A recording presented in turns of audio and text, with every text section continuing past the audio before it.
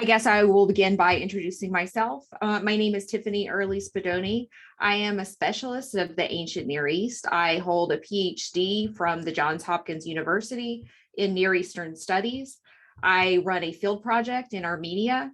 And back in the day, I applied to a number of graduate schools. So I'll share with you my tips that led to success. And now I'll pass it to my colleague, Dr. Hardy. Thank you very much, Dr. Spadoni. And I also, in the relatively recent past, applied to many different graduate programs, not from an American university, but from the UK, which is where I'm from and where I did my undergraduate and graduate studies before eventually, after a circuitous route, landing here in the United States, as you'll see shortly in our presentation. And I've applied to a lot of graduate schools on both sides of the Atlantic. So yeah, we're eager to share our experiences with you. Grad school is exciting, but it can also be challenging. So that's what today is all about. So let me just set out for you what we're going to talk about in this afternoon's presentation on how to apply to graduate school in history.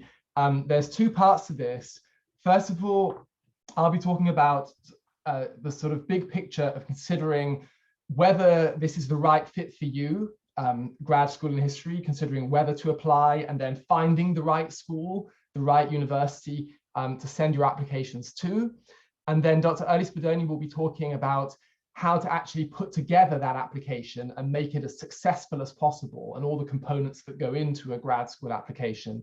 After that, I think we'll have plenty of time for questions. If any of you here in the Zoom call today have any, we would certainly be delighted to answer any questions you might have. So first of all, let me see if I can, here we are. Oh, sorry. Right, yes, so the first part of today's talk will be about the big picture, which many of you presumably are thinking about if you're here in today's talk, which is, do I actually want to go to grad school in history? Is this a path that I want to commit to once I finish my undergraduate studies? And if so, which university should I be looking at to send my application to? So that's the first question we want to consider today. And of course, the front of your mind is presumably, what are the benefits for me of choosing this path? Why would I go on having got a bachelor's degree in history or a related field? Probably, right? You may have majored in some other humanities or social science field. Why would I want to continue in history, getting an MA and potentially down the line even a doctorate, a PhD in history? Well, one crucial point is that these are professional degrees of a kind. Historians who have honed their historical skills, first at the master's level and even potentially at the PhD level, have honed skills of research, analysis, writing, communication, which they then take out into the wider world in all kinds of different careers, right? There are people with PhDs in management consultancy, in private businesses, working in the federal government, a lot of them, in K-12 education. There are several in Congress, believe it or not. There are people with PhDs in medieval history in Congress. Now, of course, I can't guarantee these career outcomes for you. I'm just pointing out to you that there are historians in all walks of life, and that the skill set that people with history graduate degrees have is very versatile and takes people in many different directions. And of course, the path that perhaps the majority of you may have in mind, there are people with history graduate degrees working in universities as teachers and researchers. And that's probably the number one goal many of you may have. You want to be history professors. And that's what we're mostly going to be talking about today. But just keep in mind that that's not by no means the only thing that people go on to do after they get master's degrees or PhDs in history. And that's important because increasingly, it is very difficult to get a permanent job as a teacher or researcher in a university these days. That is the truth, and it's important to state it up front. The odds somebody graduating with a PhD in history, getting a tenure track job as a historian in a university are not great. So it's important to have other career plans in mind, what else you might do in the world of work, in addition to that, even if that is your number one goal. And the good news is historians have a wide skill set that is much in demand as long as we can fashion our resumes to show employers what it is we have to offer. And the proof is in the pudding, which is that there are a lot of historians in many different walks of life,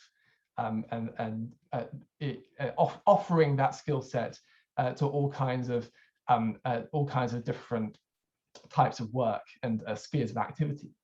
There are more personal and immediate rewards to doing a graduate degree, though, which are part of the actual journey of grad school, right? What is grad school? Well, it's, in the first instance, if you choose to apply to an MA program, it's 1, 2, 3, 4 years of study. And if you then go on to do a PhD, potentially another 5+ years of study, spent focusing intensely on extremely interesting and specific areas of historical historical research that you might be deeply interested in and passionate about, right? For many people, the things that they choose to research in grad school are not only interesting to them in a general sense, right? You know, they consider themselves history buffs. It's something they've long enjoyed reading about, but they're often deeply personal projects. Increasingly, people go to grad school because they're driven to pursue some kind of deeply personal project, some aspect of history that they feel they have a burning desire to uncover this aspect of history. And this is their chance to spend several years of their life doing that. Don't underestimate how fulfilling that can be. It's not always an easy path, but it's deeply fulfilling. And all I can say is, speaking for myself, people told me when I was 21, coming towards the end of my undergraduate career, grad school, it's very uncertain. It has an uncertain payoff. You need to think carefully about whether you want to apply. But I knew that I was so interested in history, and I had certain specific projects I really wanted to carry out. And I knew at the end of the day that even if I then had to divert my career plans after a few years in grad school, I wanted to spend those next few years pursuing that research, come what may. And that was the choice I made. And if that's the choice you want to make, that can be a good reason to pursue grad school, especially, as we'll go on to talk about, if you can get some kind of funding to help to help make it financially viable to pursue these research projects you're passionate about. So it can be a truly fulfilling, fascinating, interesting way to spend a few years, and also to hone a variety of skills in the process. The other things you need to think about, though, is about the actual nature of graduate school. So this is where we need to be a little bit realistic about what this means. This is a little bit different from undergrad, right? This is no longer just showing up to lectures, as some undergraduate classes can be like. In grad school, you need to be engaged from day one. You're going to be involved in intense discussions where the expectation will be that you will have carried out some quite substantial readings. And the grading scheme will reflect that expectation, right? Students who are falling even slightly behind, that is an indication that that you're not engaging at the sufficiently intense level that's expected. As we put it up on here on the screen, the graduate level, we say B is for barely passing, right? We expect you to maintain a high GPA when you're engaging in graduate studies, reflecting the intense level of the work that graduate school entails. And that's because you're becoming a fully fledged researcher, right? This is no longer about simply taking classes to fill out a certain number of checkboxes to complete your degree audit. This is about acquiring skills you need in the area of research, in the area of historical knowledge, in the area of foreign languages, and so on, in order to then become a fully fledged historical researcher, write your own thesis, eventually, if you go on to do a PhD, your own dissertation. And so in order to know that you're becoming an autonomous researcher, we have to hold you to higher standards. So it's a different kind of work. As I say, it's actually in many ways much more fulfilling than the more passive undergraduate experience, but it is also more demanding. And it can be tough psychologically because it's in some ways quite a solitary experience. A lot of graduate school in a humanities subject is solitary research, right? It's you in a library or at home in your bedroom or in your living room, reading, doing research, writing. Occasionally you'll meet up with your fellow grad students for your classes. You might meet up for some group assignments, but it is primarily a solitary activity. And that in that sense, it is a bit different from the physical sciences, which tend to have more laboratory-based work. In humanities, we are more lone wolves. Not always, but as a rule of thumb, that's often what the experience is like. And particularly if you go on to a PhD program where the second half of your PhD experience is writing up a book-length dissertation over a period of several years, a lot of people find that tough. And hopefully by then you've built up the reserves of passion and staying power to see that project through. But again, it's important to go into this knowing that that's what this entails. And if this is the path you choose, it's presumably because you're sufficiently passionate about this project that this is what you want to accomplish, and that you're willing to undergo the solitary aspects of this work because you want to bring this project into being. But there are pros and cons to this, and it's important to understand the nature of grad school. Perhaps more pragmatically, it's important to understand that grad school can be expensive, right? Although there are funding options, which I'll come on to shortly, even the best funded package in a history program is not super generous. Compared to going out into the world of work, you will not be living high on the hog, and you need, you will be foregoing earnings to some extent, and quite possibly, depending on which university you attend, living in an expensive city.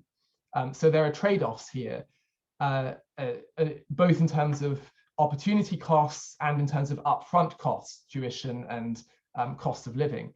And these costs are invested in obtaining a degree which does not guarantee you a job necessarily in your chosen field, as I was mentioning earlier, right? A PhD in history gives you skills which are versatile and are applicable in many different careers. But if your goal in getting a history PhD or an MA is to be a history professor in a university, you can't guarantee that that will be the outcome, right? You have to be aware that the job market is very, very competitive. It's not like going to medical school, where the vast majority of people who go to medical school go on to become doctors. This is different, right? Only a minority of people who get PhDs actually become college professors. Most people then find another career path, often one that's adjacent to universities in some way, but it's an uncertain path, and it's one that often involves a lot of volatility, and along the way you spent many years in grad school and often foregone earnings, and at the same time invested a lot of money. So this may sound gloomy, but we want to make sure that you're going into this with your eyes wide open, especially as Dr. Ernest Belloni and I have done this recently. We've experienced the job market of post-2008, which is very different from professors who went into the job market in the 1990s had a much better experience than professors who went into the job market in the 2010s. And the 2020s are looking different again.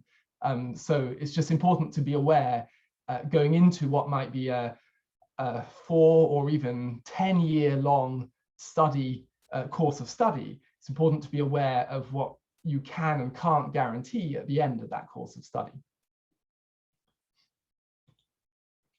So the other thing to be aware of in terms of the humanities job market and in terms of the journey from bachelor's degree to PhD and beyond is that this is one in which you may well need to travel quite a lot, right? If you're planning to be a historian, if you're planning to do a PhD in history and then maybe even become an academic in history, the chances are that isn't going to happen by staying in the state of Florida.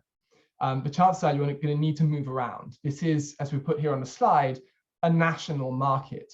In fact, we might even say it's an international market, right? Dr. Early Spadoni and I have both moved not just within the United States, but around the world. So first of all, in order to find the best history program for you, you'll probably want to look beyond just the state of Florida. And there are some very good universities in the state of Florida. I mean, here at UCF, we have a good MA program. And then if you're looking for a PhD program, the University of Florida, Florida State, University of Miami, and so on, all have good PhD programs. But there are some really fantastic PhD programs all over the United States. I mean, the US has some of the best universities in the world.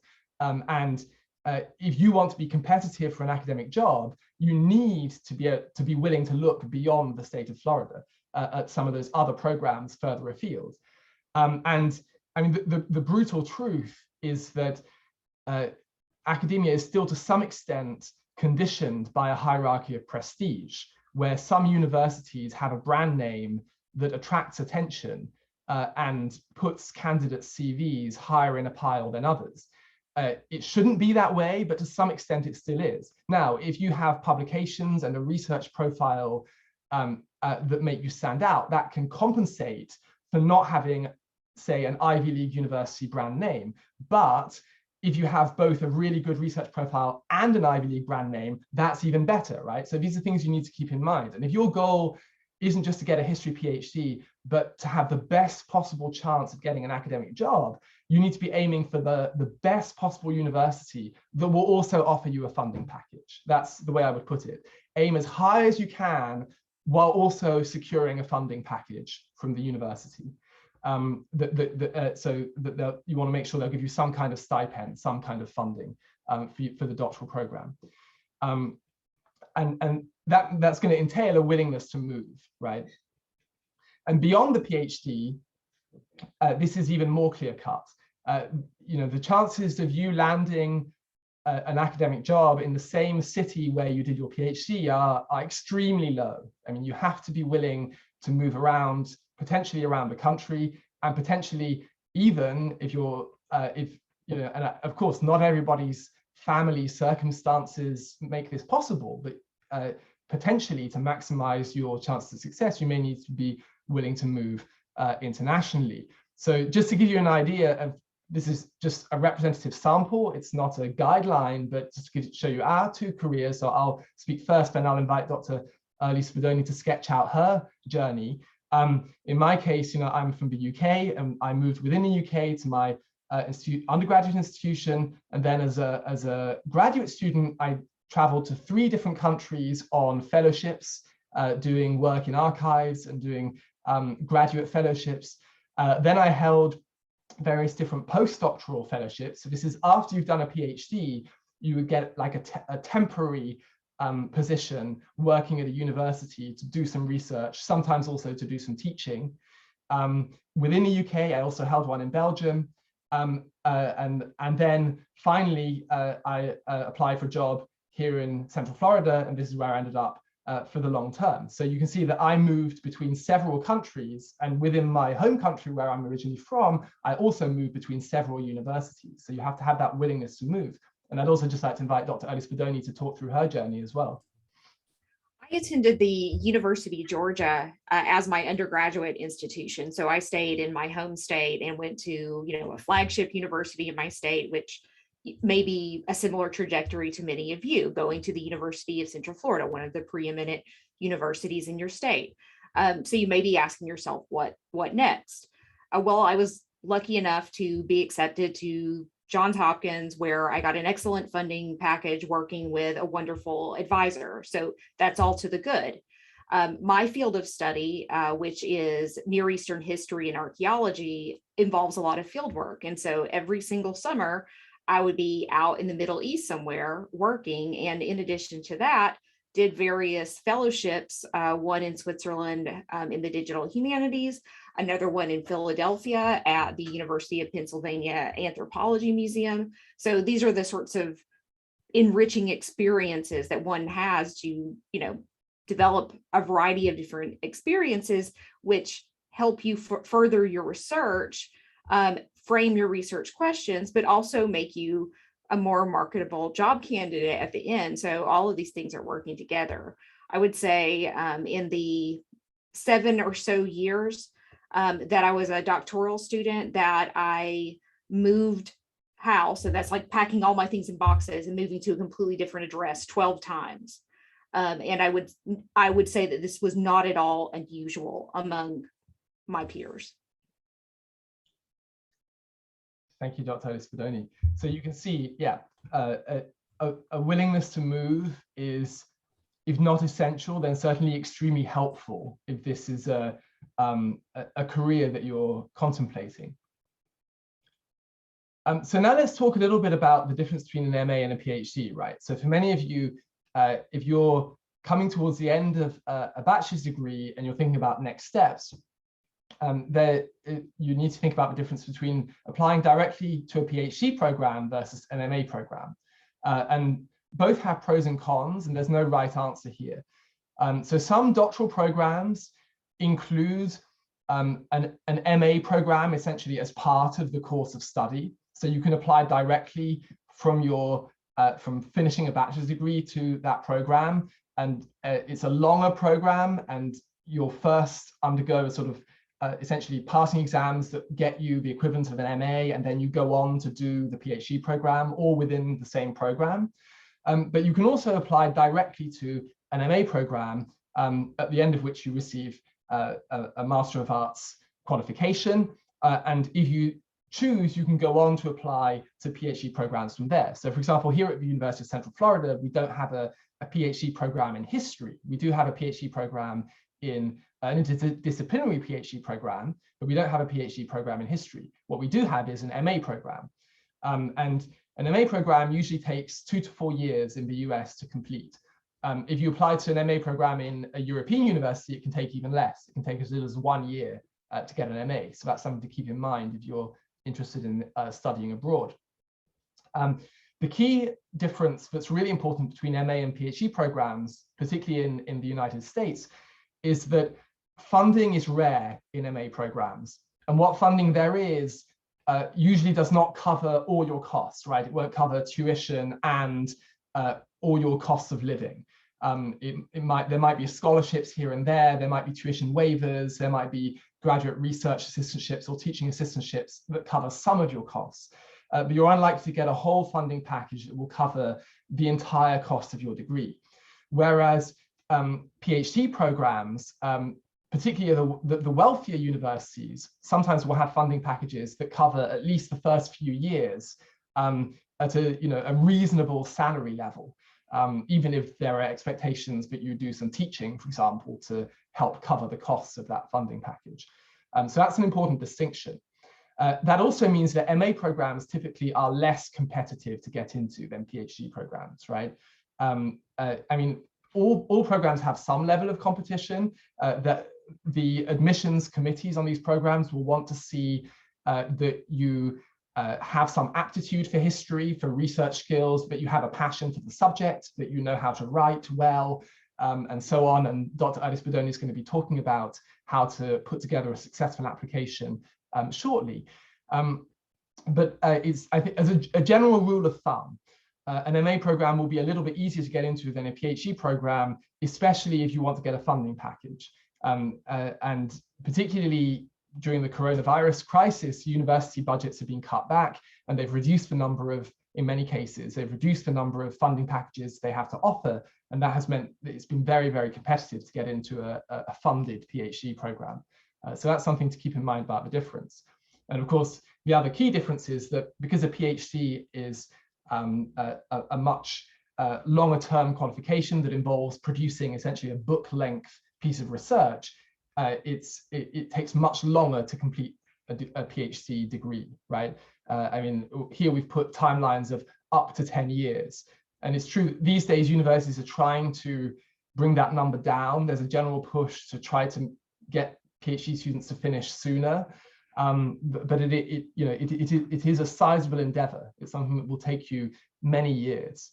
And again, if you are thinking about studying abroad, for example, in Britain or the Netherlands, at an English-speaking university in those countries, PhD programs can be a little quicker, but they also have much less preparatory work. You'll get less help with learning research skills than you would in an American university. So there are pros and cons between those two approaches.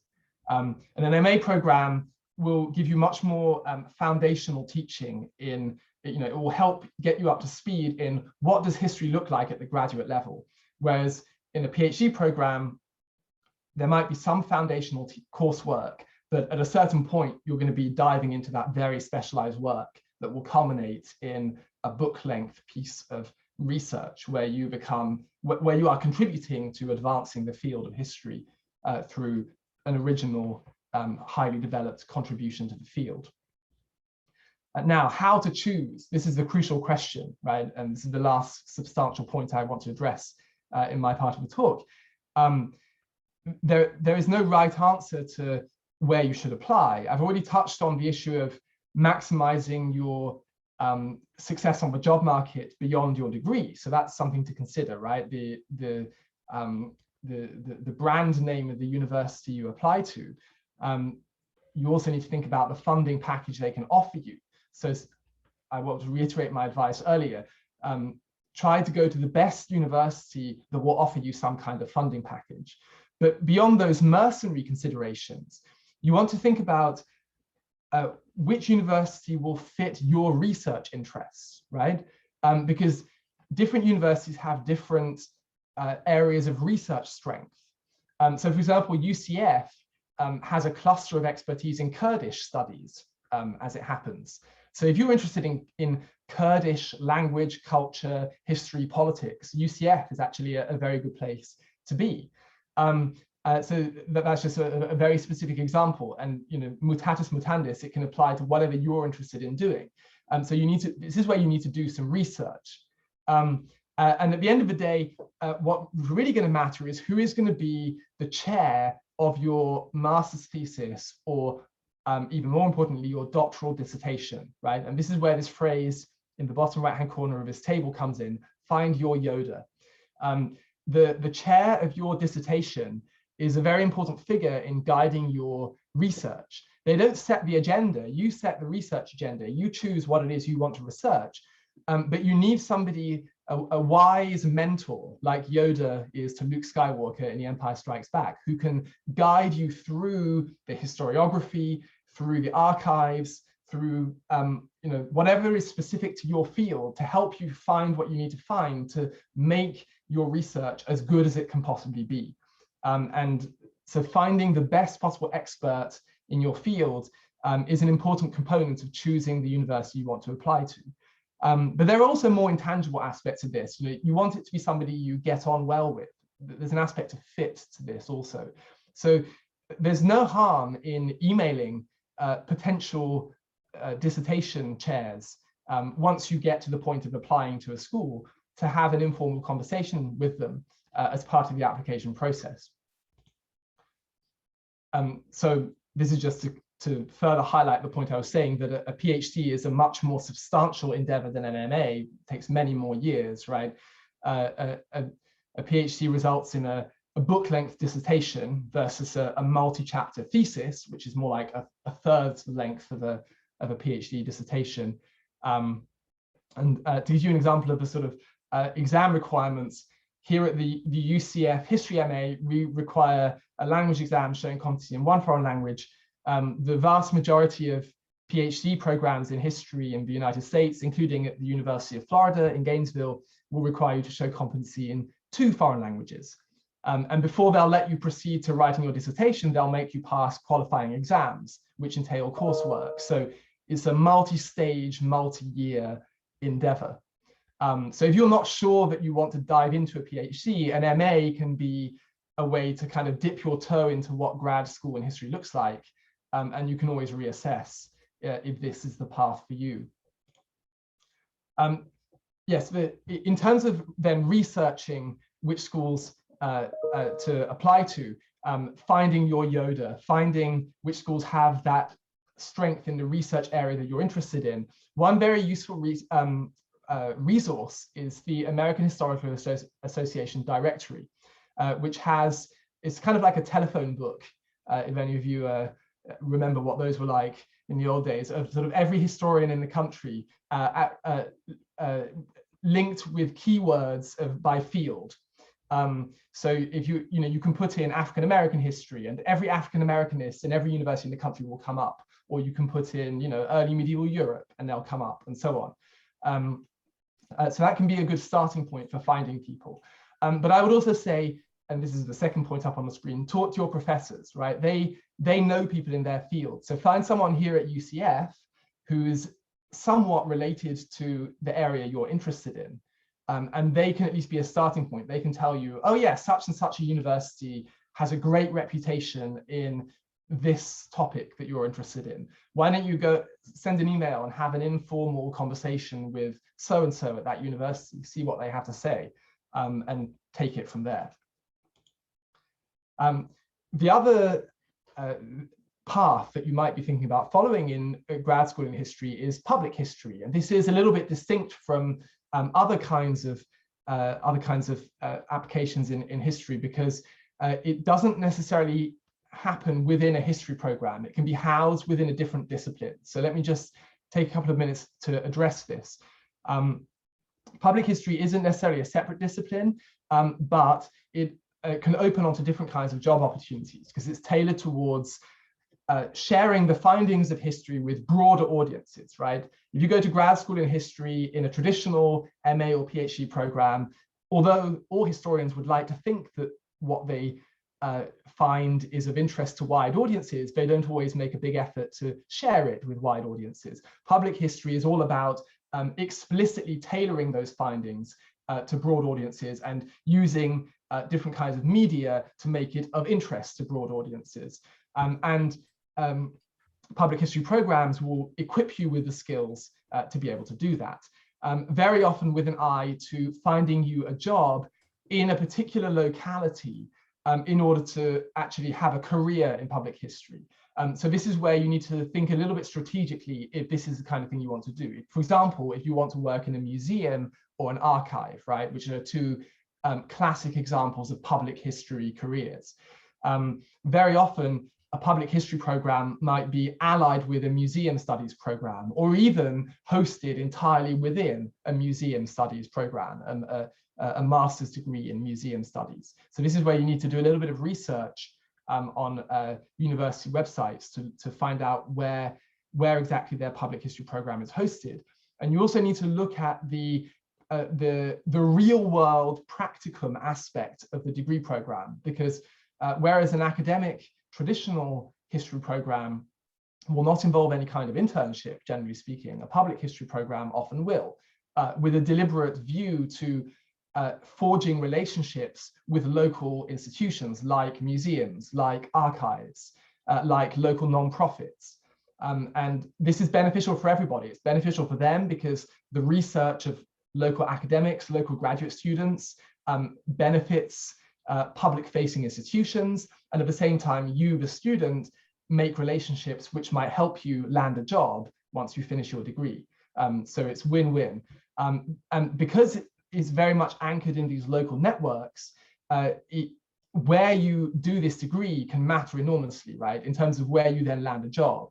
If you think you want to work in a particular museum in a particular city in a particular state, you need to think about applying there rather than somewhere else. So this is where location really does matter. So that's again something to think about when applying for programs. So finally, when you're looking to reach out to people, let's say you've honed in on a list of 5 programs you want to apply to, and now you're looking at making the next steps. Who do you contact?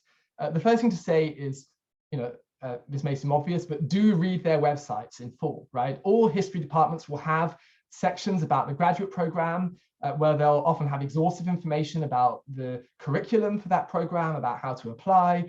And it is not a good look if you email people at that institution asking questions that could easily have been answered if you had just taken a minute to read the website, right? We're supposed to be historians who are good at research, and that's sort of failing a basic test of research. So don't email them with basic questions you could have answered with a cursory read of their website. But if you have done your homework, the next step is then to make contact with the graduate director or a figure with a similar title who handles queries related to the graduate program at that institution, and also individuals at that university who work in the field that you're interested in doing research in. Don't be timid. I can assure you that we regularly receive contact from potential students who are thinking of coming here and who are interested in our field. And we enjoy receiving contact from them because we like to hear from people who want to do research in our fields. We'll never be offended by that. So don't be afraid to make contact with a professor who works in an area that you're interested in, and just sending a short message saying, I'm potentially thinking of applying here. Here's the topic I'm interested in. Would you be interested in working with me if I get into the program, or something along those lines? That's kind of the first step to get the ball rolling on applying.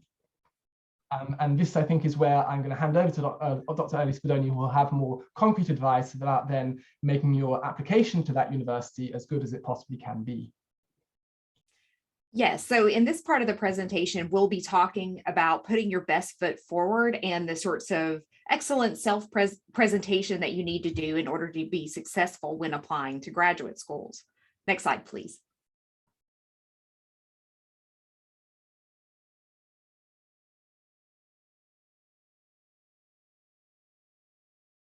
Next slide, please. Thank you. The first thing that you need to do when applying to school is to make sure that you have a variety of experiences as an undergraduate student, which show you to be a well-rounded student, and also inform your experiences, choices, maturity, etc.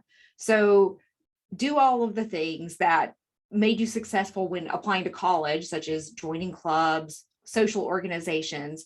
I can highly recommend Phi Alpha Theta, which is the History Honor Society here in the history department. Participating in departmental activities helps you understand the kinds of things that are going on in the department, but more importantly, puts a face to the name that us professors often see in class. So this can be an important opportunity for you to have some one-on-one time, some interaction with your professors. I've actually seen a couple of my online students in this seminar today, which is exciting for me. And this is a great thing that you're doing, coming to meet people in the history department outside of, let's call it, regular hours. Learning a foreign language is obviously important, and I highly recommend it. And that goes hand in hand with travel. So going to other places, experiencing other cultures, not just saying that you want to, study the European Middle Ages, but being willing and showing your willingness to go to the places where those histories actually happened. That's all an important part of your development. Volunteering can also be an important, informative experience. Next slide, please. The other thing that you want to do is begin to think about what kinds of topics that you may want to specialize in. Now, as an undergraduate student, you don't need to overly concern yourself with specializing too early, but it is a good moment at which to hone your interests and figure what kind of research you might like to do. I do know from personal experience that once you get into graduate school, your interests, your direction, your focus can change. But it's good to develop a little bit of maturity as well as a better idea of what you want to do earlier on here. So be thinking about your potential area of interest, take classes in your area of interest, talk to professors who work in that area, think about the time and place of the things that you're interested in, but on top of, just basic issues of, I want to study the ancient Near East, and I am interested in the ancient Near East of Mesopotamia. You might also want to think about what kinds of methods you might be interested in using to study it. For example, I'm a field archaeologist. I also am a digital historian. So these are some of the methods that I use to study my chosen field. And in addition to that, there are also theoretical terms which can be applied to your work. So social, cultural, gender, new military, et cetera, et cetera. I could go on and on. But think about what kinds of ideas excite you. When you find an idea that excites you, do more reading, deepen your understanding. Use these classes as an opportunity to really dive in. While keeping an open mind. You never know what you might fall into. I myself didn't think I was that interested in the ancient Near East until I took a class in it. Next slide, please. So there are other things that you can do to develop your interest, minoring in an area of study, which will help you broaden your interest. You know, here in this department, for example, we have Middle East studies, Florida studies, Africana studies, Judaic studies, just to name a few. And as always, along the way, you should always be prepared to ask for help. Next slide, please. Undergraduate research. If you're interested in going into graduate school, you don't have to wait until you're a master's student to begin making these steps towards becoming a full-fledged researcher. And there are a lot of opportunities here at UCF to see whether or not a career in research is the one for you. And there are a number of offices and resources available to you. The Office of Undergraduate Research is wonderful. Go over there, go to their website, see what opportunities are available. They also give introductory presentations, much like this one, which can help you understand where your interests lie. Honors in the major, that's another opportunity available for you. Academic advancement programs, the Pegasus Review. Did you know that you can publish as an undergraduate? The Pegasus Review is a wonderful place to get that first publication. If you have a wonderful idea for a project, or you've been working on honors in the major's thesis, et cetera, this is a good place to communicate your first research findings. Next slide, please. You can also attend conferences such as Phi Alpha Theta, and other regional conferences have venues where specifically undergraduates can present. Also, poster sessions are wonderful places at any conference for undergraduate master's students to present. I routinely take undergraduate students to my professional conferences and present a poster with them. The Student Scholar Symposium is an annual event at UCF where you as an undergraduate can actually compete for scholarship money and get experience in presenting your ideas to others. The Florida Undergraduate Research Conference, I should mention here, is another such opportunity. And I would be remiss if I didn't tell you about the Office of Prestigious Awards, where you can learn about international opportunities that are waiting for you, for example, to study on a Fulbright, to become a Rhodes Scholar. UCF has been very successful in recent years in helping students go off and do these prestigious awards and experiences. Next slide, please. But I would be remiss if I failed to point out one of the #1 resources available to students who are interested in going to graduate students. It's people like me and Dr. Hardy. We are actually sources of a lot of information that can be quite helpful in your journey. And I highly recommend that you take advantage of your time here as an undergraduate at UCF and use these resources of all of my talented colleagues, the other faculty members who have a lot of interesting and valuable advice to impart. So you may have heard, and I'm sure you know, that one of the things that you need to do in order to apply to graduate school is to ask for recommendation letters. But this requires a little bit of preparation and legwork, I think, in order to get the best letter for you. And I even speak of it in terms of cultivating letter writers. And so let's say you have a professor that you've taken a class with, and this professor gave you particularly good feedback on an early project. Well, what you might want to try to do is to have a conversation outside of class with this professor, ask an additional question about the reading, help them get to know you as a person outside of class. Go to events like this one so you can get additional opportunities to talk to people. Come to office hours and talk a bit more about a topic that interests you. Some of the best students in my class are students who come to office hours just to chat about their readings. I always love that. And I know that they're an interested and engaged student when they do that. So once you've cultivated your letter writers, you make sure that this person knows who you are, has a good opinion of you, you've spoken to them, they know you by name, that sort of thing. You can then ask for a letter of recommendation. Don't be worried, you're not bothering us. It's our job to write you these letters of recommendation, and I'm always happy to do it. However, you can help me make my job easier by providing me with all of the things that I need in order to write your letter. You may just ask me, oh, Dr. Early Spadoni, I'd really love a letter of recommendation. Well, I need some basic facts about you in order to be able to do this in a good way. So I'll need a draft of your personal statement. I'll need your transcripts. I'll need information of the programs that you're applying to. I'll need the due dates. And here's the most important part. Here's a pro tip, an insider tip. I'm going to need a few reminders. I know. There's a lot going on for you too, but just think about it from my point of view. In any given semester, I'm writing 10, 15, 20 letters of recommendation.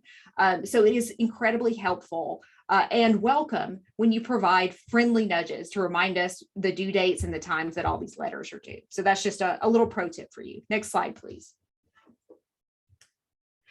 The very final thing that I want to talk about is the piece of the application which can cause the most trepidation or dread, and that is the personal statement. I find that very often when students send me personal statements, it becomes immediately clear that they don't understand what is expected of them in this document. So I wanted to take a few moments to address it. Next slide, please. Okay, so it's called a personal statement, but don't take that title too literally. I really think it's a misnomer. I really wish it were called a statement of research interest, because that would, help you get on the right track right from the beginning. So even though it's called a personal statement, I personally would not get too personal. While it is perfectly appropriate to write in the first person, I wish to study at this university because I have developed an interest in XYZ fields, this is not a creative writing statement. So please don't tell me about the time that you were 5 and you had a very memorable moment doing something. This is a writing activity that can go awry even in the most skilled hands. Instead, I would just say, stick to the facts. Tell me about who you are, what experiences have prepared you to be interested in and succeed in graduate program, what this graduate program can offer you in terms of preparation and context for your future success, but also what you can offer the graduate program. So these are the sorts of things that should be in the statement. But one of the things that I have said here is to not be vague. And so I'm going to follow my own advice and illustrate with examples what I mean. So when I say don't be vague in your personal statement, what I'm really saying is to show rather than tell. Next slide, please. Okay, here's an example of, let's call it a bad personal statement. I want to go to graduate school because I have always liked history. Well, I'm sure this is true. I'm sure that you don't even like history. You love history. I am sure that it is your passion. However, it is unfortunately a little bit obvious, and it is common of everyone who applies to the program. So this is not a helpful premise around which to base your personal statement. Next slide, please. Okay, so here's one that's a little bit better, but not much. I have always liked Mesopotamian history and the American Civil War, so I wanted to study them both at your graduate program. So maybe you took a class with both me and Dr. Gannon, and now you want to study war in all time periods. I relate to that. I really do.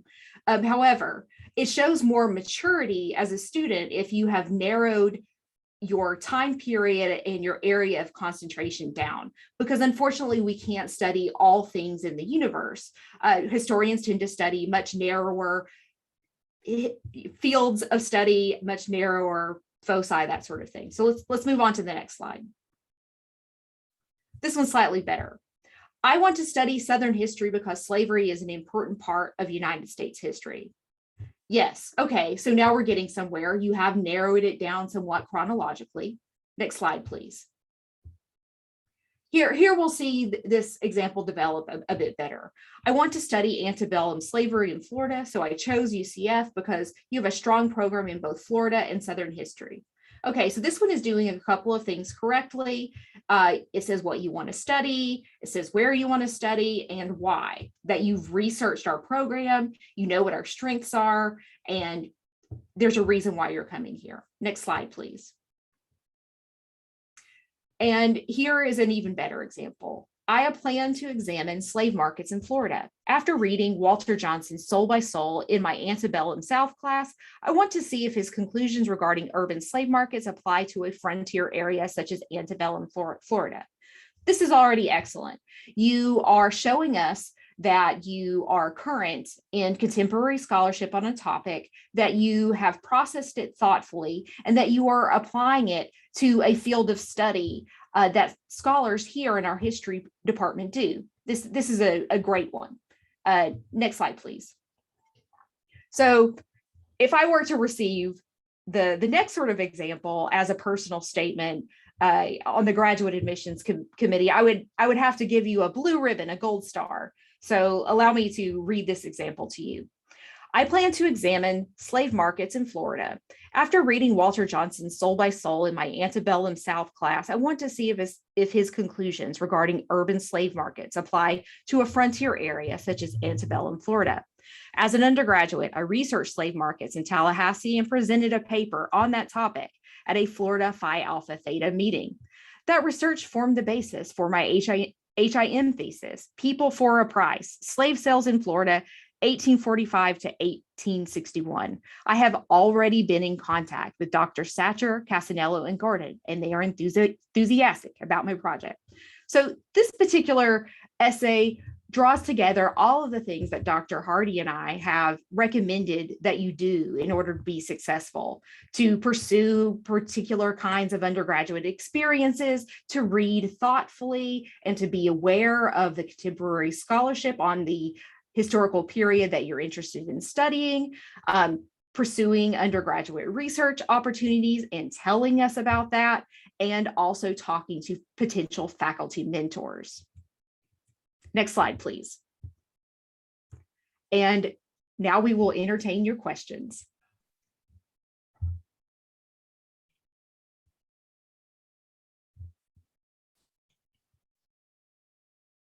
And just to say, in case anyone hasn't noticed, if you look in the chat, Amira has very kindly put a lot of very useful links which relate to everything that we've just been saying in terms of finding faculty at UCF to talk to about your interests, in terms of the AHA link there, and the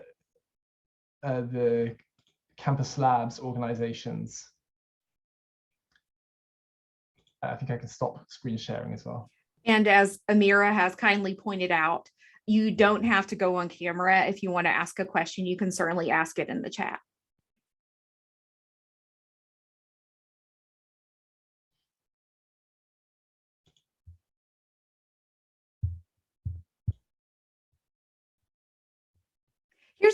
Here's a question I am frequently asked, and that is, when do you need to start thinking about applying for graduate school? Well, your timing in coming to the seminar is very good because graduate school admissions will often be as early as November or December of the academic before you wish to matriculate to a particular program. So now is a really good time to be thinking about and determining the graduate school requirements, such as the GRE. Some programs have that. We don't have that anymore at UCF. We now require a writing sample, as well as lining up all of your letters of recommendation. Looks like we have a question.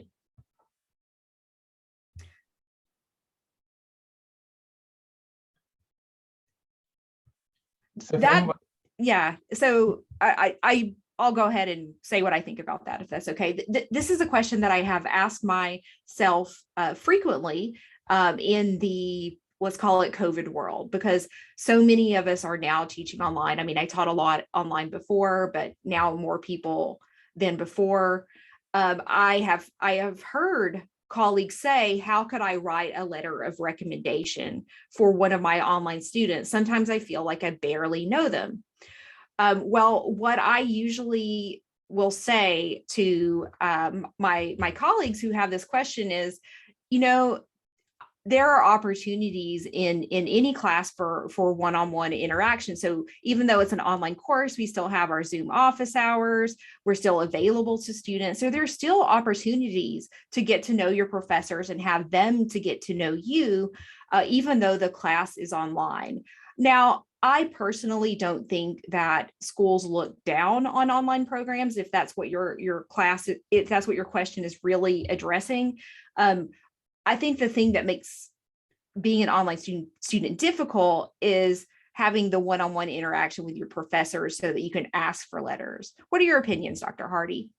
No, I completely agree with that. Just for anyone who's watching this recording later and maybe can't see the chat, the question is, would you say being an undergraduate student at the online level would put a student at a disadvantage?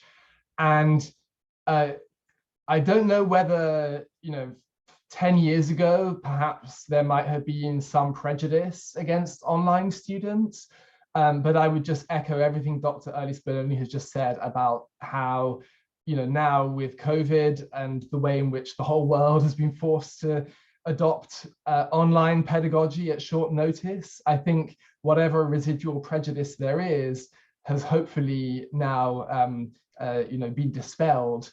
And I think graduate programs will have an open mind, so I wouldn't worry about that.